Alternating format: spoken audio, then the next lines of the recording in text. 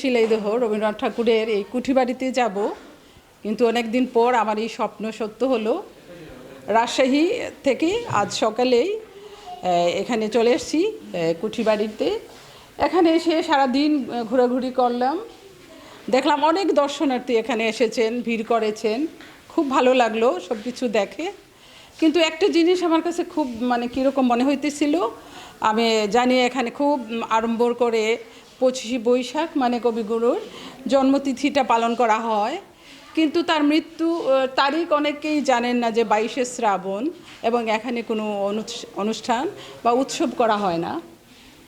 তাই আমি আশা করব যারা এখানে এই তত্ত্বাবধানে রয়েছেন বা উপদেষ্টা মণ্ডলী রয়েছেন বা আমাদের সাংস্কৃতিক মন্ত্রণালয় রয়েছে, সেটা যদি আপনারা একটু দৃষ্টি দেন এবং এখানে আড়ম্বর করে 22শে শ্রাবণ পালন করেন, তাহলে দর্শনার্থীরা জানতে পারবে যে তার মৃত্যুর তারিখটা কবে, এবং সবাই এই অনুষ্ঠানটা উপভোগ করবেন। প্রায় এখানে আসি, ঘুরতে আসি, তার মৃত্যুবার্ষিকী, তার জন্মবার্ষিকী তো আসি, এমনিও আসি, দেখি, ভালো লাগে, অনুপ্রেরিত হই।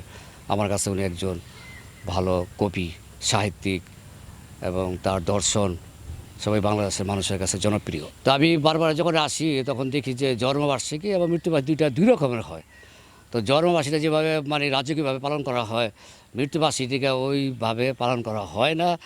বিদায় আমি চেয়েছি, আমার যে একটা অনুরোধ আর কি সরকারের কাছে বা প্রশাসনের কাছে, কুষ্টিয়া প্রশাসনের কাছে অনুরোধ, যাতে মৃত্যুবার্ষিকীটাকে তার যেতে জন্মবার্ষিকীর মতো উদযাপন করা হয়।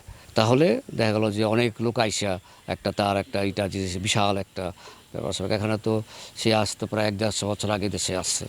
এখানে সে গীতাঞ্জলি, তার যে প্রশ্ন যেটার জন্য উনি বাংলার গৌরবকে গৌরব করছেন, আপনার নোবেল পুরস্কার পেয়েছেন, এটার জন্য আমরা গর্বিত। কারণ উনি বাংলা ভাষায় পাইছে, আমরা বাঙালি, বাংলাদেশে আমরা ওই হিসেবে গর্বিত। বিশ্বকবি রবীন্দ্রনাথ ঠাকুরের এখানে কুঠিবাড়ি দেখতে, যেহেতু এখন নতুন প্রজন্ম বিশ্বকবি রবীন্দ্রনাথ ঠাকুরের অনেক স্মৃতি, অনেক কিছু তারা ভুলে গেছে। তো এখন যেহেতু সামনে রবি ঠাকুরের মৃত্যুবার্ষিকী, তো তার জন্মবার্ষিকী সবাই পালন করে, কিন্তু মৃত্যুবার্ষিকীটা সেরকমভাবে জাঁকজমকভাবে পালন কেউ করে না। তো অতএব আমি মনে করি এখানে আসলে রবি ঠাকুরের স্মৃতি অনেক কিছু আছে, দেখলে হয়তো বা দেখা গেছে তার এটা সবারই মনে পড়বে। এবং আমরাও চাই এই নতুন প্রজন্ম যাতে বিশ্বকবিকে মনে রাখে। এবং সে যেহেতু ভারতবর্ষের, সে খুব একজন নামি দামি কবি, সে বিশ্ববিখ্যাত কবি, সে নোবেল পুরস্কার প্রাপ্ত কবি। তো অতএব আমার দাবি একটাই, যাতে নতুন প্রজন্ম তাকে খুব মনে রাখে এবং তার স্মৃতিগুলি যাতে তারা আঁকড়ে ধরে রাখে। আসলে কুষ্টিয়া শিলাইদহ রবীন্দ্রনাথের স্মৃতি বিজড়িত একটি স্থান।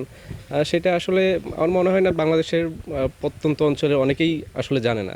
তো রবীন্দ্রনাথের যে জন্মবার্ষিকী আসলে আমরা যতটা জাঁকজমকভাবে উদযাপন করি, আসলে তার তিরোধান দিবস 22শে শ্রাবণ অনেকে জানে না।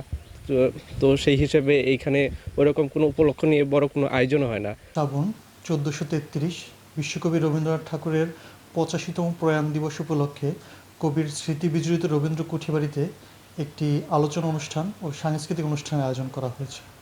বিশ্বকবি রবীন্দ্রনাথ ঠাকুরের জীবন ও সাহিত্যকর্ম নিয়ে আলোচনা সভা অনুষ্ঠিত হবে এবং তার রচিত বিভিন্ন গান ও নৃত্য পরিবেশন করা হবে। এভাবেই আমরা বিশ্বকবি রবীন্দ্রনাথ ঠাকুরের মৃত্যুবার্ষিকীটিকে স্মরণ করব। এবার আপনারা জানেন যে বিশ্বকবি রবীন্দ্রনাথ ঠাকুরের জন্মবার্ষিকীটি জাঁকজমকপূর্ণভাবে অনুষ্ঠিত হয়ে থাকে।